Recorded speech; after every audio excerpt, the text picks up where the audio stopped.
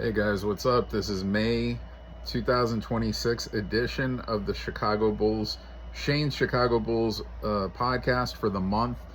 And Bryson Graham is the new executive vice president of basketball operations for the Chicago Bulls.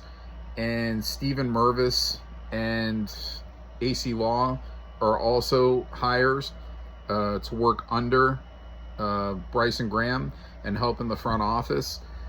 So, look, I'm not going to sit here and, blow smoke up Graham's ass and tell you everything's going to be great. And, I thought Karnisovas did good with the Bulls and Eversley. I think they brought in good players. Again, I've stated in previous episodes, I think it was more injuries than anything. I think somewhat chemistry issues and just guys that just weren't willing to play on the defensive end. They were a very good offensive team the last couple of years, but including this year, I believe they finished in the top 10.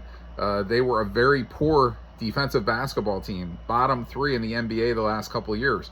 And that obviously put the Bulls where they are, and that's either in the play-in or not in the playoff play-in at all, which is what happened this year.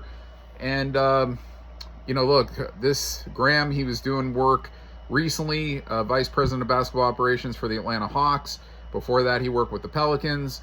So we'll see what happens. He does speak in a way I like, that we're looking for two-way players, not guys that just want to score points.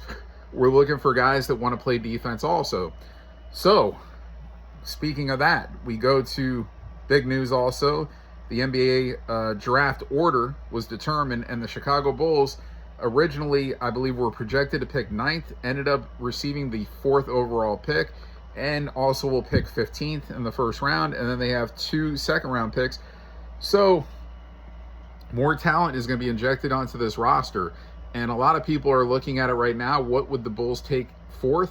Dybantsa and, Peterson, those guys will probably be gone with the first 2 picks, you would think, but we'll see what happens. It could get all mixed up, because then Caleb Wilson and Cameron Boozer are the picks people are looking at as 3 and 4. And, that Memphis, depending on who Memphis would prefer at 3, because they do need a big body to come in.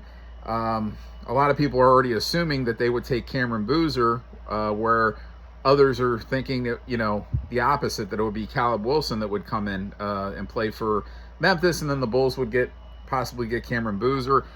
I think either one of those guys will fit Chicago really good. And Caleb Wilson probably is the guy that just looks more athletic. Therefore, more people would be appealed to him. It might be why Memphis takes him with the 3 pick instead of Cameron Boozer. Just more athletic in general, the way he moves, the way he defends, on-ball defender. But I think Cameron Boozer is a young kid, and I think he's got a lot of promise also. So, and we'll see if one of these, Dybantsa or Peterson, may drop. We'll see what happens, guys. The Bulls do have some needs here. They're going in with some talent on this team next year, but they do need to make some ads, and they also need a head coach, and they need a general manager. These are things that still have not been decided upon, as Billy Donovan is gone. Mark Eversley is obviously gone. So, Karnisovas is replaced, but we have other replacements to make in the, coaching and still in the front office with general manager. Then we can worry about the draft, then free agency. The Bulls are projected, I believe, to have $60 million in cap space in free agency, which is the most in the NBA. And there's some nice players out there that can fill voids for the Bulls too. If they want to go take, Kessler from Utah, sign him to a contract. He's a restricted free agent. Utah would have to match. You got Eason from the Rockets that would fit as, one of those guys that could come in and just play really good defense. He could score a little bit, but more of a, on-the-ball defender. He could play the 3, probably even, could defend the 2. So, and I like Colin Sexton. I think that they should re-sign Colin Sexton. Even if it's playing off the bench, he's a good defender, and he gives you a lot of offensive juice, and, look, we'll see what happens, guys. It's pretty, it's pretty appealing that the Bulls can although this team has changed a lot in the last year, losing Kobe White, losing Ayo Dosunmu, Vucevic Nikola Vucevic was always, not going to be here that much longer just because of his age. Dosunmu could be re-signed in free agency. You never know. I mean, Kobe White probably not, just because I think Kobe doesn't appeal to the Bulls because he doesn't play defense well. And Ayo does play pretty good defense. Not that he's an elite defender, but he's improving, and he's pretty good defender, and he can score some. But something tells me Ayo is not going to come back. They're probably going to go in a new direction, whether it's within the draft or free agency or something. So, don't buy into like the Austin Reeves crap. That's just a guy that's going to get a lot of money. He's a good player, but a lot of money for he's not worth the kind of money that he'll probably get, even if it's staying with the Lakers in LA. And, doing something like trading for like Kevin Durant, like this guy is just trying to move around everywhere at the end of his career. The guy is almost 40 years old. He's like 37, 38, whatever he is. I mean, he could still score, but I mean, fragile. His body's breaking down. Stay away from that. We have a really mostly young team. Let's just keep building it young, keep getting athletic, and getting those two-way players, that's important for this team to evolve, to at least make the playoffs and then contend for a championship. And I don't put any restriction on how fast that they can get back to the playoff. I think they could be in the playoff next year as long as they do the right things. Like, as long as they make those few moves that can really help Buzelis and Giddey. Don't buy into the Giddey trade shit because he's not a great defender. I've watched Giddey some, and Giddey does try, and he gets some steals. He actually gets some steals. And he's a young kid. He's still 21. He's getting bigger. He could definitely be better on defense. But he's a playmaker. He's not going anywhere. You don't have to have every single player play great defense, although you would love that. But you do need some dogs, and the Chicago Bulls definitely need a few dogs to come in here and, play some hard defense and make it tough on teams to score points, plain and simple. But they have a nice little nucleus still here. Buzelis, Josh Giddey, Trey Jones, and Noah Sengue. Like, I think that kid is a very talented kid. Unfortunately, got hurt. Missed the bulk of the season this past season, but I think he's going to be, if anything, he'll be a really good defender, and he could be, a solid scorer. But I think he could even evolve into a really good scorer. Like, I think he's got the potential. He's got to get bigger. He's got, he's 18. We're going on 19, whatever.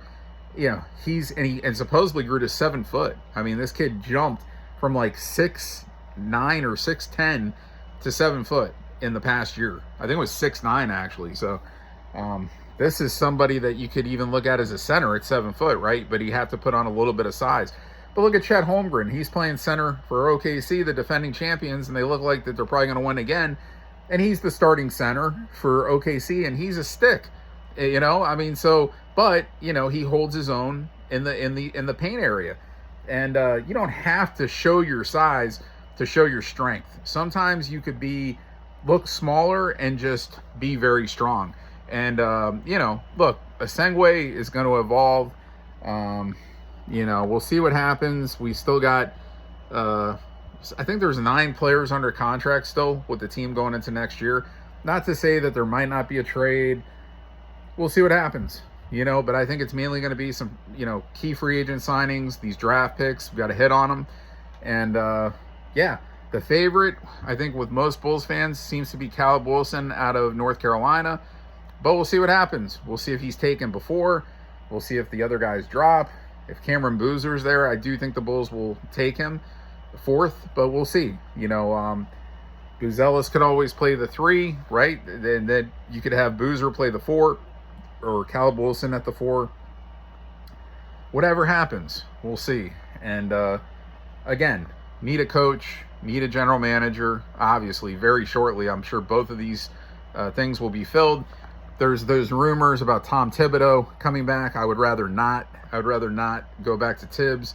Just go to somebody else, but we'll see what happens.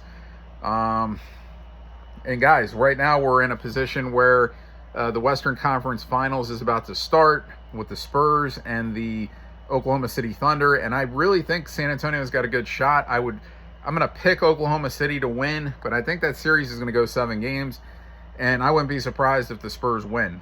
And then you got the Cavaliers, who just knocked out the Pistons, who are going to be playing the Knicks in the best of 7 for the Eastern Conference Final. I think the Cavs are going to pull it out. I picked against the Knicks the last series, and they swept Philly. I really thought Philly with Embiid, even though he did miss a game, I thought they would, after beating Boston, I thought that they would beat the Knicks. It didn't happen, but I'm going to go with the Cavs and the Thunder as the finals matchup. I think the Thunder will be your champions again, but Spurs, I would not be surprised.